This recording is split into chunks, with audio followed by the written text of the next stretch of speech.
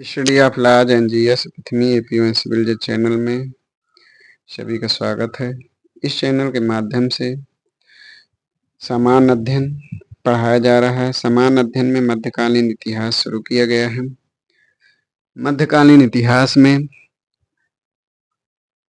दिल्ली सल्तनत पढ़ाया जा रहा है और दिल्ली सल्तनत में गुलाम वंश के विषय में, गुलाम वंश के शासकों के विषय में पढ़ाया जा रहा है। गुलाम वंश के शासकों में कुतुबुद्दीन ऐबक, आराम शाह, इल्तुतमिश, रुकनुद्दीन फिरोज, रजिया सुल्ताना, मुइजुद्दीन बहराम शाह, अलाउद्दीन मसूद, नासिरुद्दीन महमूद, इनके विषय में पूर्व के वीडियो में पढ़ाया गया है। तथा गयासुद्दीन बलबन जिसका शासन 1265 से 1287 ईस्वी है, इनके विषय में कुछ बातें पूर्व की वीडियो में बताई गई हैं। शेष इनके विषय में आज विस्तार से पढ़ाया जाएगा। यह दिल्ली के 9वें सुल्तान थे, यानी गुलाम वंश के 9वें सुल्तान थे। इनके जो पूर्ववर्ती शासक थे वो नासिरुद्दीन महमूद थे और इनके उत्तराधिकारी मुइज उद्दीन कैकाबाद थे। इनका जन्म 1216 में, मृत्यु 13 जनवरी 1287 में। इनका मकबरा महरौली पुरातत्व पार्क दिल्ली में है। इनके घर को मामलक हाउस कहते हैं। इनका धर्म सुन्नी इस्लाम धर्म है। बलबन के राज दरबार में पूर्णतः ईरानी प्रभाव दिखता था। बलबन राजसी वेशभूषा में दरबार में उपस्थित होते थे। अन्य दरबार के अधिकारियों को भी विशेष प्रकार का यूनिफॉर्म पहनना अनिवार्य कर दिया गया था। इनके राज दरबार में प्रशासन एवं न्याय व्यवस्था कठोर थी। किसी भी मंत्री को हंसी मजाक करने की छूट नहीं थी और न ही बलबन स्वयं हंसी मजाक करते थे। इनके दरबार में अंगरक्षकों से चारों तरफ से घिरे रहते थे। यानी बलबन राज दरबार में अंगरक्षकों से चारों तरफ से घिरे होते थे और ये जो अंगरक्षक होते थे भयानक लगते थे। नंगी तलवार लेकर सुल्तान के इर्द गिर्द घूमा करते थे। ये अपने दरबार में सिर्फ वजीर से बात करते थे। बलबन ने गुप्तचर विभाग की स्थापना की। गुप्तचर विभाग के अधिकारी को बरीद कहा जाता था, यानी बरीद गुप्तचर विभाग का अधिकारी होता था। बरीद नामक अधिकारी गुप्त सूचनाएं राज दरबार में पहुंचाता था।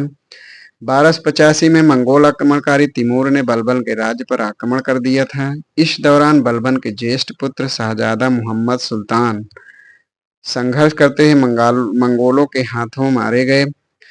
मुहम्मद सुल्तान की मृत्यु की सूचना सुल्तान को उस समय मिली जब बलबन राज दरबार में बैठकर राजकीय कार्य कर रहे थे। इनके चेहरे पर थोड़ा सा भी शोक का प्रभाव नहीं दिख रहा था। लेकिन जैसे ही बलबन अपने शयन कक्ष में पहुंचे वैसे ही अपने पुत्र की याद में फूट फूट कर रोने लगा।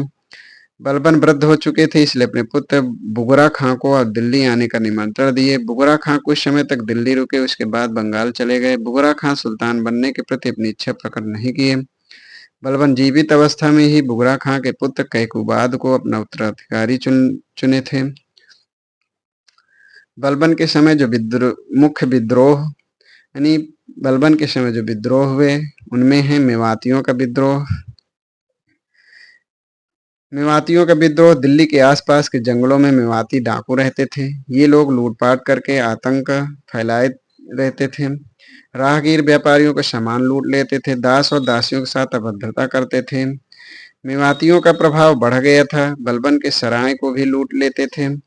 बलबन ने मेवातियों का दमन करने के लिए 2000 अफगानियों को सेना में भर्ती किए। बलबन के आदेश पर दिल्ली के आसपास के जंगलों को कटवा दिया गया। सैनिकों द्वारा सघन जांच करके मेवातियों का कत्ल करा दिया गया। गंगा यमुना दोआब के क्षेत्र में विद्रोह। पहला मेवातियों का विद्रोह, दूसरा गंगा यमुना दोआब के क्षेत्रों में विद्रोह। गंगा यमुना दोआब के क्षेत्र में रहने वाले लोग बलबन की अधीनता मानने से इंकार कर दिए, जिससे बलबन को इन क्षेत्रों में लगान मिलना बंद हो गया।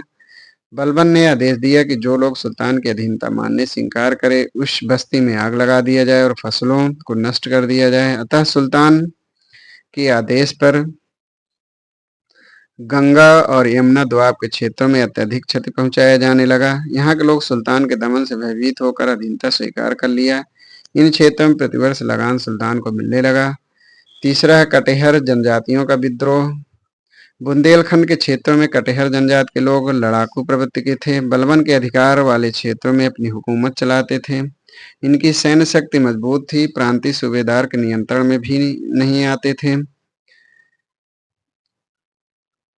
कटिहार जनजातियों का बार-बार शिकायत बलबन तक पहुंचती थी, अतः बलबन ने विशाल सेना भेजकर कटिहार जनजातियों का दमन कराने लगे। सभी कटिहार जनजातियों का सिर काटकर ढेर लगा दिया गया। उसके बाद कभी भी कटिहार जनजातियों का विद्रोह नहीं हुआ। बंगाल चौथा है बंगाल में तुगरिल खां का विद्रोह 1279।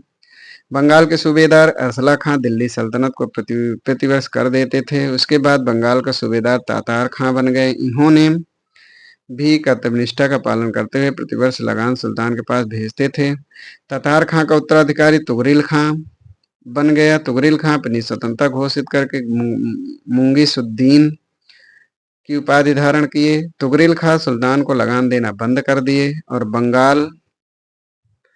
बंगाल में अपने नाम के सिक्के चलवाए। बलबन ने तुगरिल खां के विद्रोह का दमन करने के लिए अवध के सूबेदार अमीन खां को बंगाल भेजे थे। तुगरिल खां के हाथों अमीन खां पराजित होकर वापस लौट आए, जिससे बलबन अति क्रोधित हुए और अमीन खां का सिर कटवाकर अवध के मुख्य द्वार की खूंटी पर टंगवा दिए। राज दरबार से संबंधित बहादुर खां को बंगाल भेजा गया। बहादुर खां पराजित होकर दिल्ली चले आए। इस घटना से बलबन को अत्यधिक क्रोध आया और स्वयं अपने पुत्र बुगरा खां के साथ 2 लाख सेना लेकर बंगाल पहुंच गए। सुल्तान की सेना से तुगरिल खां भयभीत होकर राजधानी लखनऊती से भागकर जार्ज नगर के जंगलों में शरण ले लिए। सुल्तान के आदेश पर जार्ज नगर के जंगलों को चारों तरफ से घेरबंदी कर दिया गया। तुगरिल खां घोड़े पर सवार होकर भागने लगा। कुली खां, जिसका नाम मली खां नामक सैनिक ने तुगरिल खां का पीछा करते हुए अपनी कुल्हाड़ी से तुगरिल खां का सिर काट दिया। तुगरिल खां के मृत शरीर को बलबन के समक्ष उपस्थित किया गया। बलबन अली खां नामक सैनिक से प्रसन्न होकर तुगरिल कुश की उपाधि प्रदान की। बलबन के आदेश पर तुगरिल खां से संबंधित सभी लोगों को कतार में खड़ा करके शरीर में कील ठुकवा दिया गया। कई महीने तक लाशें पड़ी रहीं। बलबन ने अपने पुत्र बुगरा खां को बंगाल का सूबेदार नियुक्त करके वापस दिल्ली चले आए। 1287 ईस्वी में वृद्धावस्था के कारण बलबन की मृत्यु दिल्ली में हो गई। बलबन की शव यात्रा में लाखों लोग भाग लिए थे। मालिकों ने अपने शरीर के कपड़े फाड़े और अपने शरीर पर धूल फेंके थे। बलबन अपने प्रजा के ऊपर छा गए थे। जनता इन्हें पैगंबर का रूप मानने लगी थी और इनके मरने के बाद भी दिल्ली की जनता ने 40 दिनों तक मातम मनाई थी।